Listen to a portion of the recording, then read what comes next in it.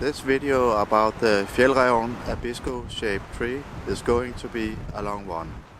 I have divided the video into different chapters, like on the tent materials, tent stakes, storm test, condensation, and of course my conclusion. You can find the different chapters down below in the description. Thank you very much, and I hope you enjoy the video.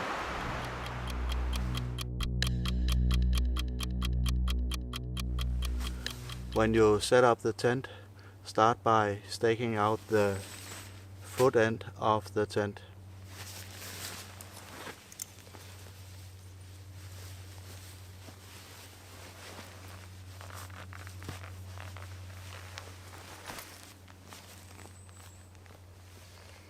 And then it's time to insert the tent poles, and the sleeves are color marked.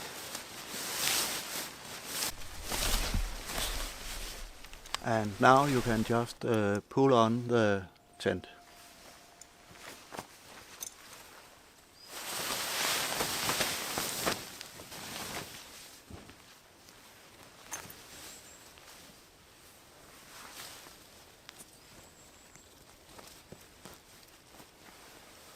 That was easy.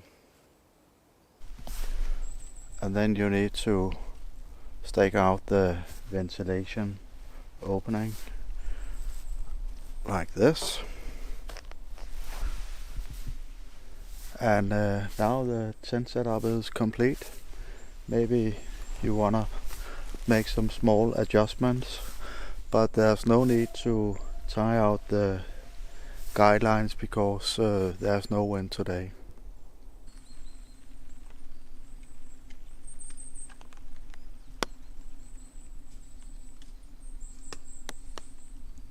When you are taking down the tent when it is wet, you could try to dry it up with a towel, but that will take forever. I just slam it around.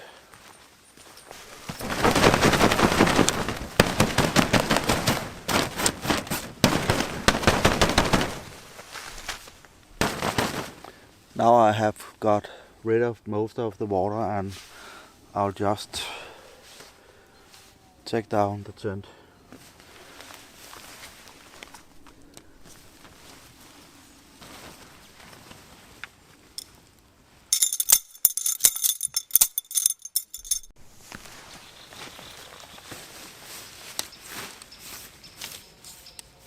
You could try to shake down the tent, but not too much, because there are so many lines, so it gets easily tangled up.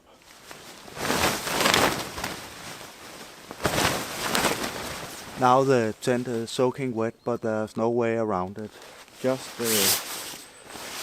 stuff it in, and it's nice because this stuff sack is really made of quality material, so it's kind of waterproof, so you won't get your other things in the backpack wet. And now the tent is much heavier. It's really soaking wet. Almost 1 kilo more when it is wet.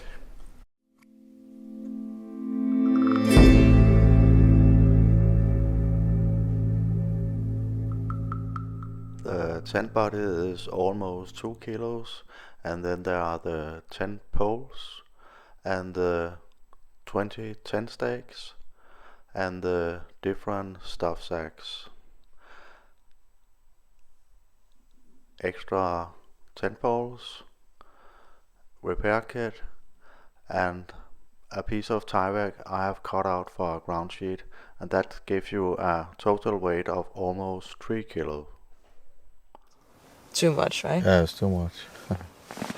You could go for a more minimalistic setup with only 7 tent stakes, and that could save you 600 grams. Something to consider.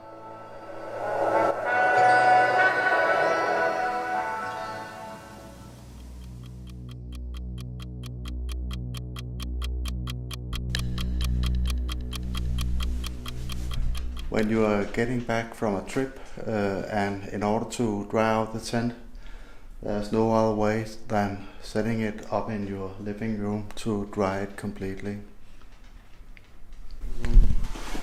It's a good time to check it for any kind of damage or dirt. See, it's still completely wet also on the inside. And there are mosquitoes.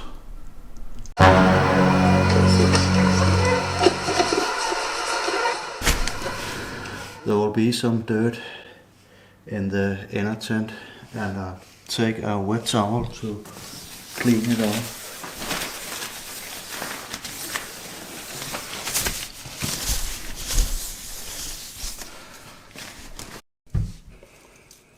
The tent stakes are full of dirt.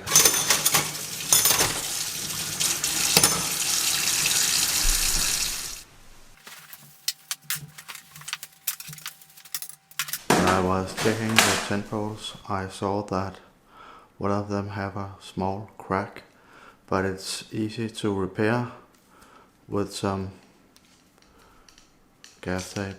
Вас, дорогие друзья, на канале Саморазвитие в походе. Сегодня хочу вам сделать обзор на такую вот палаточку Fjallraven Abisko Shape 3. The stuff sack from Fjallraven allows you to pack down the tent a little bit looser, and that's very good for storage.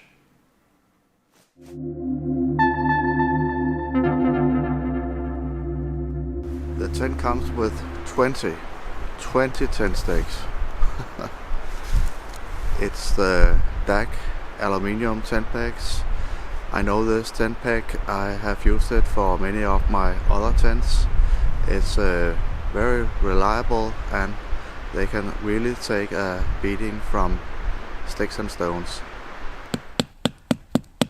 So how frozen is the ground?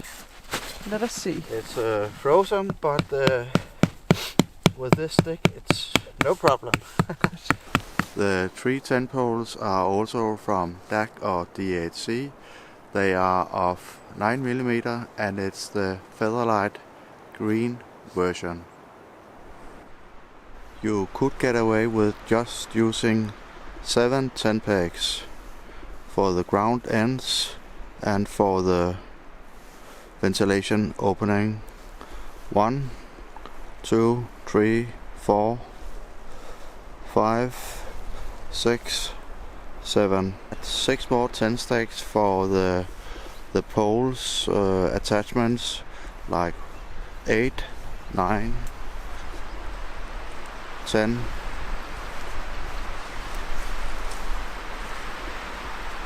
11, 12, 13. 6 more tent stakes for the guidelines. 14, 15, 16, 17, 18 and 19, and then you have a spare tent pole. You can tighten the tent poles here, and here there's a compartment for an extra tent pole, and there's room enough inside of the sleeve for 2 tent poles for added strength. There's this gliding mechanism for tightening the guidelines. It's not difficult to use, but you have to practice a little bit because it can get kind of undone.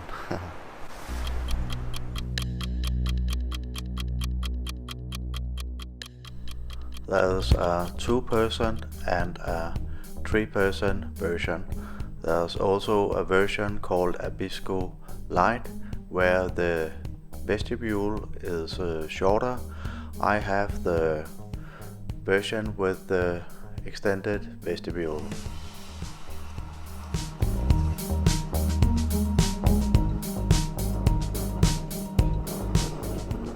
The tent comes in 3 different colors, a sand color and a UN blue, and the one that I have, a pine green.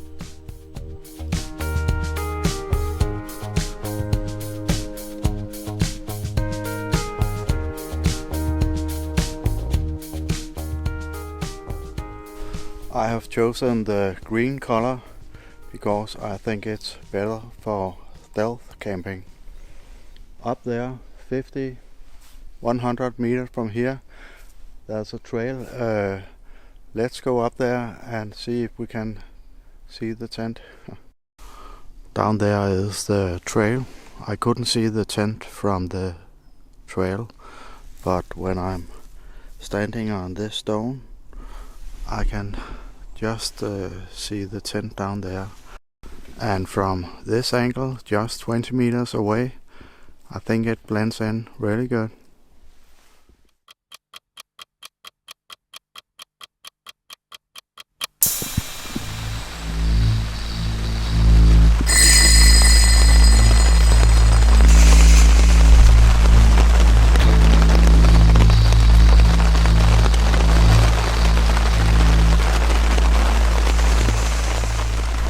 It's possible to buy a ground sheet from Fjallraven, but it is very heavy and very expensive.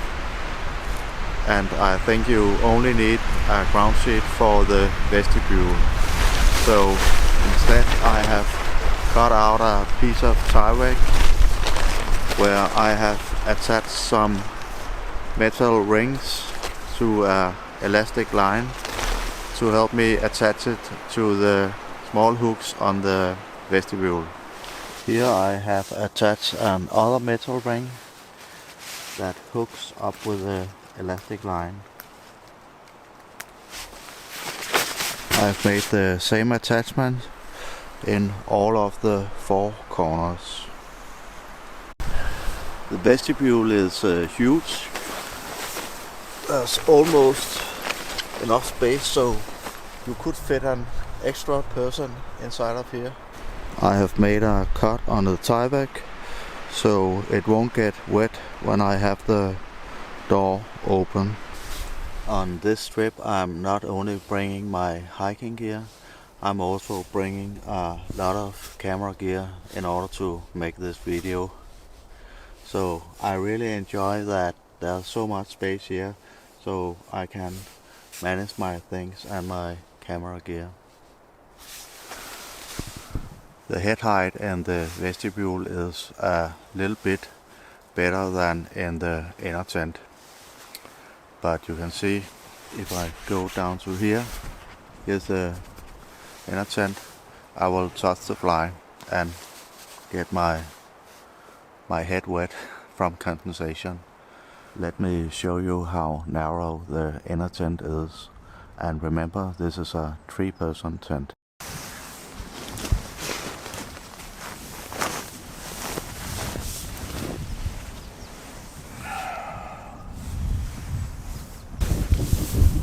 Imagine being 3 persons inside here.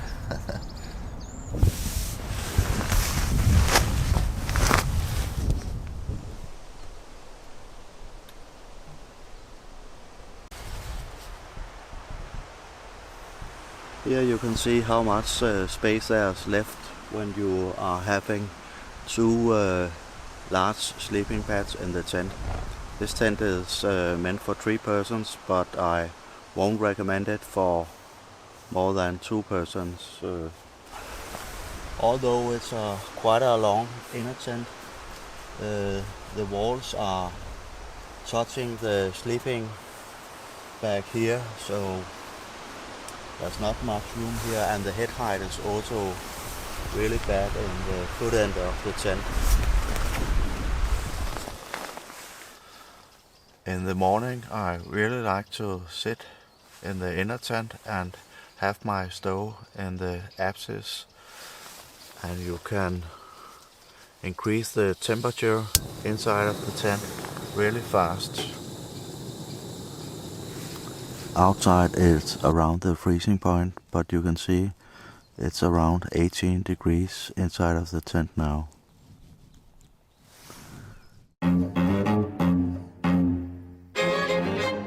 The stuff sacks for the tent is quite good, I think. There are two compression straps here. There also holds the smaller stuff sacks for the tent poles, and it is secured here with clips.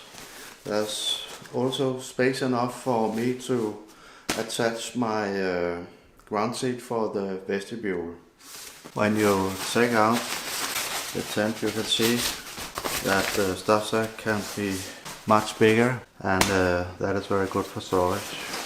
The stuff sack for the tent poles has like a small hidden compartment, and Fjallraven includes 3 extra tent poles for repairs. The material here is some kind of silk nylon, but this material here and on the smaller stuff sacks are the same durable material that are on the sleeves for the trekking poles on the tent. When you buy a tent from Fjallraven, they include a repair kit. I have had this tent for like 5 years, so I've been using some of the stuff for like other repairs. So in order to do this video, I thought it would be a good idea to show what's included in the repair kit.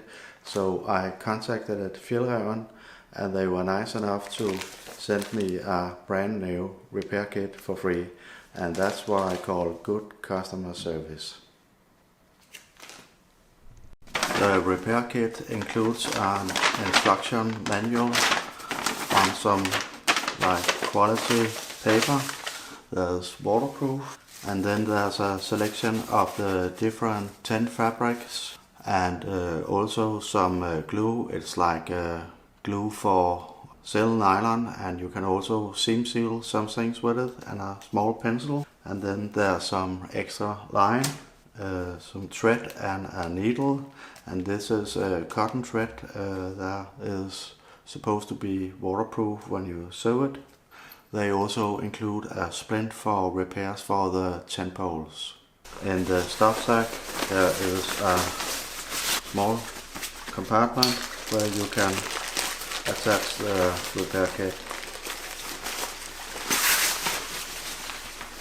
There's a print on the extension for the stuff sack where you have some instructions for how to take care of the tent and how to pitch it.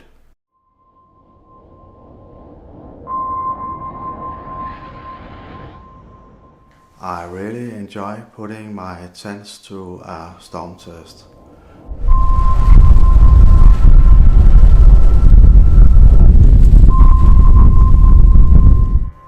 But I haven't got around to test the Fjallraven tent yet, but I know someone who have.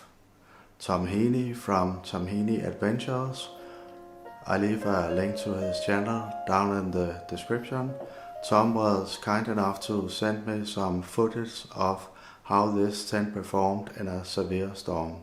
I honestly believe that this is one of the best 4-season, 1-person tents that you can buy. So fasten your seatbelts, and I hope you will enjoy these awesome footage.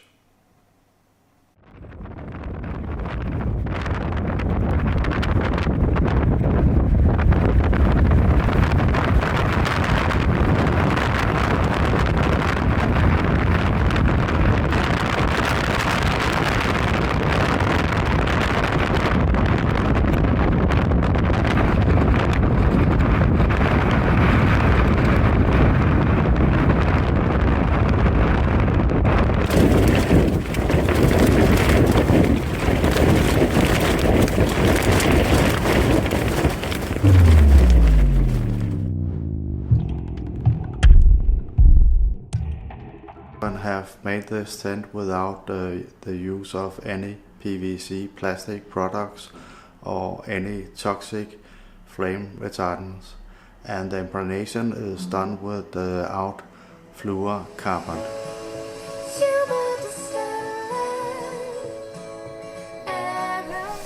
The bottom of the tent is a 40 denier polyester material, and you can see it is seam sealed here, The mosquito net is made out of a 20 denier no-seam mesh polyester material. The fly is made of a 20 denier triple ripstop material.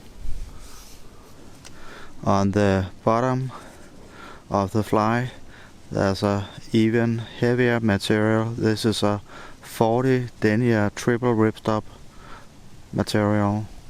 The inner tent is made of a 15 denier ripstop material, and the material is treated with a water repellent substance.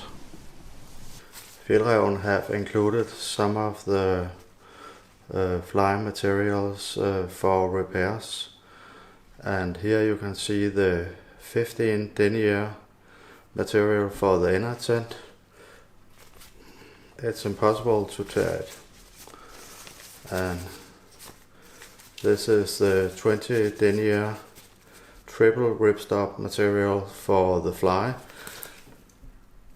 and it's also impossible to tear. We have chosen to develop our own fabrics together with the best fabric suppliers in the world. At some of the critical points of the tent there are some really thick materials. I think it's some kind of Cordura nylon. Really a robust construction. It can take a lot of stress. The zippers are well working, and you can see they have made this detail so it's very easy to use them with the gloves on. Also here there are some very nice details, and this velcro will prevent the zippers from flapping in the wind. All the tie-out points for the guy lines are really well attached, and here in the sleeve for the tent poles it's a even thicker and more robust material. The lines are a 2mm Dyneema cord that can take a load of 160 kilos. The seams are sewn with a cotton thread that makes the seams waterproof. In the inner tent there's a label stating that the tent is made without any fire retardant chemicals. So I guess that Fjallraven only relies on condensation for fire protection. I made this small construction with the fly material, so let's see how much heat it can take from my gas stove. My name is Morris. I'm 8 years old.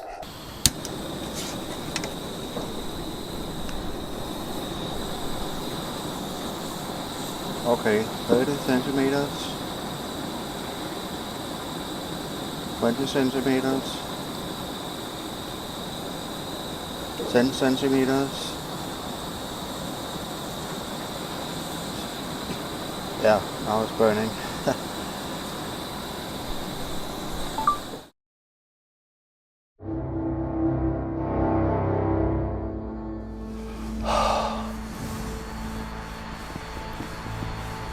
Living in this tent during the winter time, it's all about managing moisture. This tent is very good to block out the wind and keep in the heat, but the downside of that is that there will be condensation.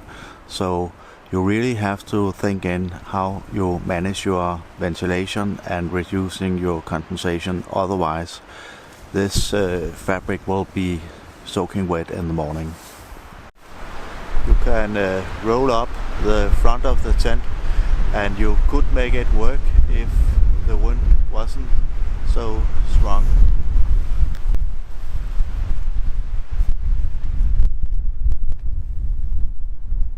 You can do the same thing on the foot end of the tent, but then the inner tent will be exposed. This end should be up against the wind, because when you are making food, all the moisture and the smell of food will not go into the inner tent, but go in this direction. One of the best ways to ventilate the tent is to leave the door open. You can also have the door half open, like this, and then you can avoid some rain getting into the tent in rainy and windy conditions. Apart from the ventilation openings in both ends, the only way you can ventilate the tent is by opening it here a little bit. There's a flap here that will prevent the rain from coming in. A nice detail here, you can open the ventilation from the inside instead of having the mosquito net on in conditions like today, in like a winter situation, to manage the moisture. Just leave the door completely open. It has been quite a windy night, so this morning the tent was completely dry and there's absolutely no condensation. I have a clip from another trip I went to where there was freezing temperatures but no wind. So you can see the whole tent was just covered in ice.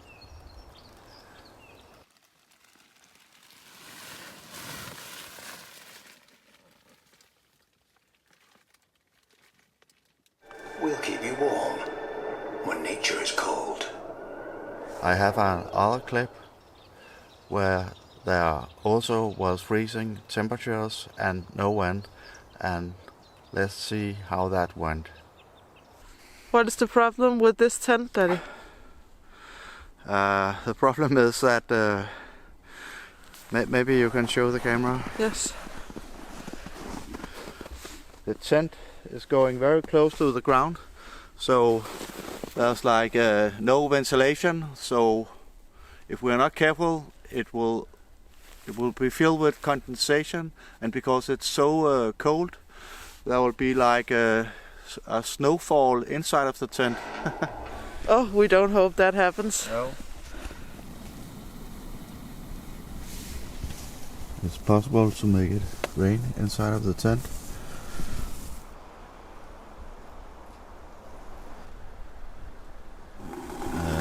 Yeah, it's everywhere. Everywhere there's ice and kind of like snow, and now we have started up the burner, so snow ice is melting, so it's raining inside of the tent.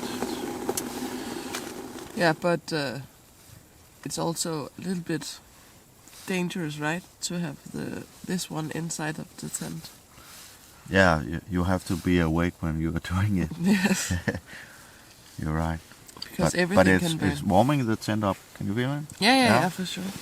It's getting warmer. Yeah. And it's nice with coffee in bed. It's always nice. Yes. So we're satisfied. But it's cold, and I think my nose is still frozen. But it's not.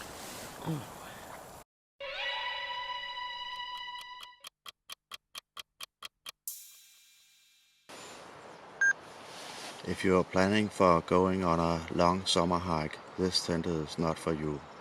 It is much too heavy, too bulky, and the narrow interior and the issues with condensation will just drive you nuts. Where this tent really shines is in bad weather situations. I really like that the inner tent is attached to the fly, so you can pitch it very fast and then go into the large vestibule and take off your wet clothes without compromising the inner tent. And as Tom Heaney has shown us, this tent is really well built and storm worthy.